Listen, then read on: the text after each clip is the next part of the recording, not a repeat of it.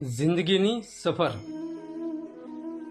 જિંદગીની સફર માટેની આ 5-6 લાઈન જરૂર સાંભળજો. આપણી પાસે મકાનો બહુ ઊંચા છે, પણ વિચારો નીચા થઈ ગયા છે.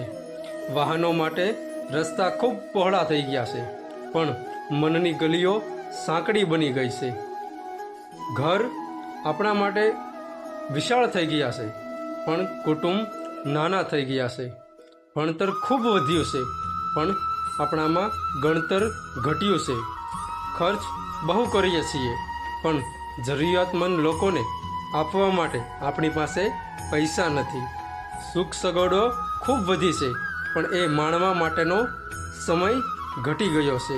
આપણી આસપાસની વસ્તુઓ વધારી છે, પણ આપણી કિંમત આપણે જ ઘટાડી છે. સમજાય તેને વંદન, ન સમજાય તેને અભિનંદન. દોસ્તો,